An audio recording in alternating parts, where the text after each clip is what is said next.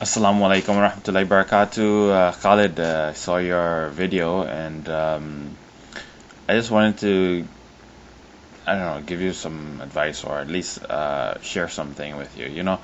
Um, I understand where you're coming from, uh, and it's very easy to give up on faith than to have faith. It's like, first of all, you have to understand what faith is. Faith is like, give you an example, like when you get into your car, you have faith that it will start, right? You have faith that it'll take you from point A to point B. You never get into the car saying, I'm going to get into an accident today, right? And this is what faith in God is. It's having that blind belief that God exists. I mean, I don't need to go and tell you that there are the sciences of the Quran. I don't need to go and tell you that, okay, you haven't met Prophet Muhammad sallallahu alaihi wasallam, but you do know that the Quran was around at least 1400 years ago. The science in the Quran that's there was not known 1400 years ago. So I don't need to tell you that. I think what it is that you've been bashed up a lot and you haven't taken a time to recover. And I know you had created a video saying that you would spend some time away from everything and basically reflect, read the Quran and recover. And I don't think you've done that, and you just continually put yourself in a position where you got bashed. And from there, it's where your faith started decreasing and decreasing and decreasing to the point where it is today. So, brother, first thing I would tell you is take some time and reflect. Allah subhanahu wa ta'ala says in the Quran, more or less to the effect that everything around you is a sign. As far as, miracles, this, that, the other, I'll give you my personal example that I know for a fact that God exists, and it may not be much to you because you didn't experience it, but I did. And when I got married to my wife, okay, first of all, we didn't see each other until a day before our wedding, and we were, while I was there, and I flew to Pakistan, where around this time of the year actually, and there, if you go there, it's hot. I mean, they're always praying and begging for rain. And while I was there, the day of our nikah, I performed 2 rakat nafil salat, and I asked Allah, Allah, I really don't know if this is the best decision for me. If it is the best decision for me, allow the rain to fall. And I did this, like right after sunrise, And throughout the entire day, I was very worried because of the fact that there was not even a single cloud to be seen, okay? And after our nikah and everything, when we came out, lo and behold, it was raining, And, well, someone can say that's coincidence, this, that, the other, but if you were there, you would understand that there was not even a single cloud, and it was raining. I mean, like, really raining, My point is this thing that, there are signs of Allah everywhere. It's a matter of, you taking the time to look for those signs. Is it easy to disbelieve in God? Yeah, it's easy. That's why life is a test. And I know that's not something that you want to hear. You want to hear something else, but that's what life is. Life is a test. It is there to test your faith. Like for instance, if I were, to you it may sound cynical, but you have, if I were a parent and I'm trying to find, which of my child I can trust with my wealth, what will I do? Well, I'll put all the wealth in front of my children, and the one that refuses to touch it, that's the one that I would give the wealth to. The one that refuses to squander it, that's the one that I would want to give my wealth to. And do I hate my other children? No. And Allah subhanahu wa ta'ala does not hate His creation. I mean, if we didn't do wrong, Allah subhanahu wa ta'ala would have destroyed all of humankind and put another, being there. And I don't remember if it was a hadith or if it was in the Quran that I heard this from. But that is what, the teaching of Islam is.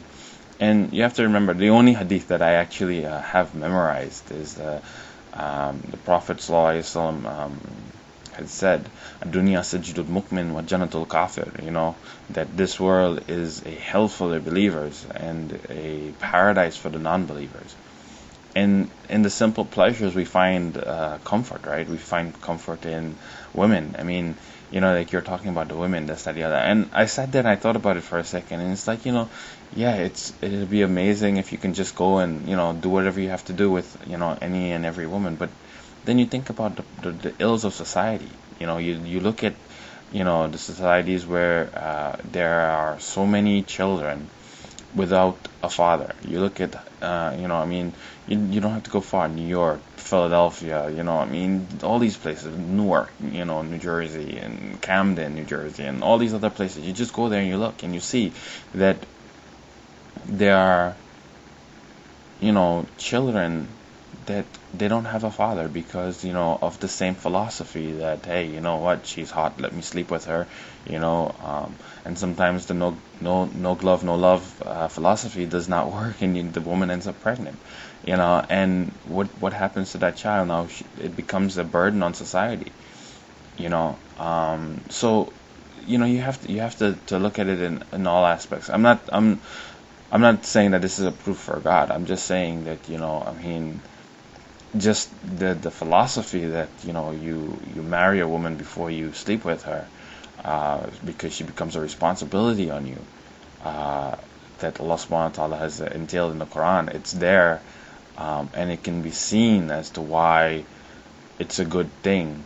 It's a good philosophy, and you think about it too. Okay, if you didn't have the law of Allah subhanahu wa ta'ala, then basically any of the other laws, the laws of the different societies that you go to, they wouldn't apply to you either, right? Because they're all based off of either the Quran or the Bible or the Bhagavad Gita or whatever holy scripture. That's what most of the laws of any country is based out of. So you won't follow that either, right?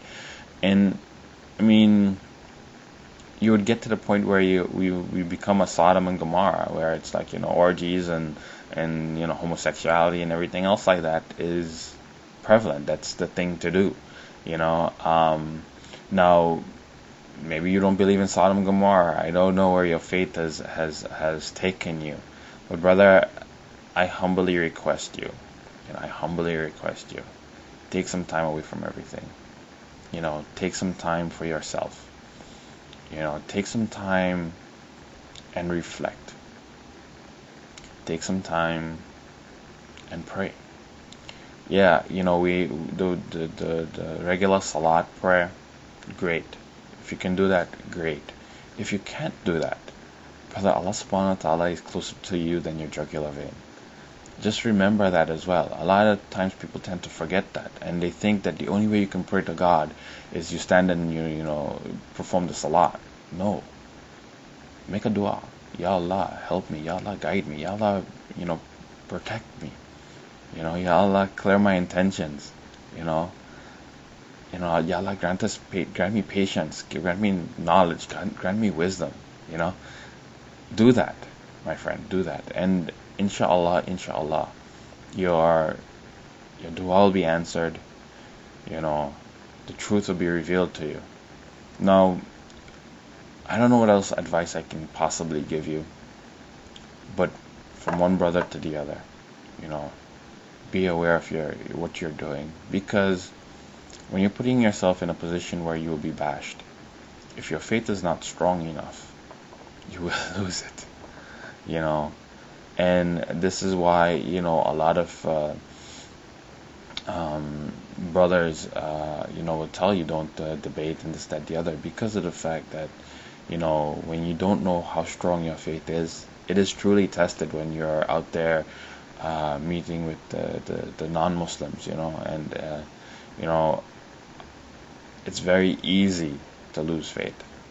It's easy to give up on the things that are truth, You know, the Prophet ﷺ had said, I don't recall the exact hadith how it goes, but more or less to the effect that, you know, a time will come when a lie whispered will be believed more than the truth yelled at the top of someone's lungs. You have to be aware, brother. You have to be aware of these things. You know, I don't know what else I can possibly tell you. Everything else you basically know. You know what is in the Quran. You know, whether you've read the entire Quran or not, you know what's there. You know that the science of the Quran is there. You know that the signs of Allah subhanahu wa ta'ala is there. You know, as for our Prophet ﷺ, you know, you said that you don't know if he even existed. Well, even if he didn't exist, you just place the fact that the Quran was written 1400 years ago, and the science in the Quran is only being discovered today, brother. Only being discovered today. Less than 100, 200 years ago. You know, so it's enough if you're truly looking. If you're looking for an excuse, any excuse will do. You know, I deal with a lot of people, and you know, not for religion, but for business, and the staunchest of excuses you'll find. I mean, people use excuses that, I mean, it will blow your mind, the excuses that people use. Okay, don't look for an excuse. You know, I mean, from one brother to the other, I'm begging you, don't look for an excuse. Look for the truth. Okay, and the truth, you will find it when you take some time, reflect on your own, away from everyone. Ignore the Muslims, ignore the Christians, ignore the atheists, ignore everyone, and you spend time by yourself and reflect. And one thing I'd recommend to you, you know, if you still believe in Allah subhanahu wa ta'ala, okay, recite the 4 quls. You recite the 4 quls, and then start to think. It's strong enough to help you. Okay? So with that, I end this video. And, you know, I gotta run because I'm actually running late to work. So, Assalamu alaikum wa rahmatullahi wa barakatuh. I understand where you're coming from.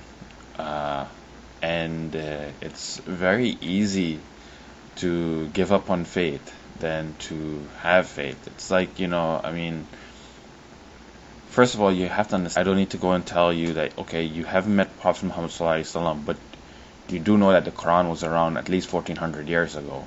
The science in the Quran that's there was not, and this is what faith in God is. You know, it's having that blind belief that God exists. I mean, I don't need to go and tell you that there are the sciences of the Quran. Assalamu alaikum wa rahmatullahi wa barakatuh. Khalid, saw your video, and I just wanted to, I don't know, give you some advice, or at least share something with you. You know, understand what faith is. Faith is like, give you an example, like when you get into your car, you have faith that it will start, right? You have faith that it'll take you from point A to point B. You never get into the car saying, I'm going to get into an accident today, right?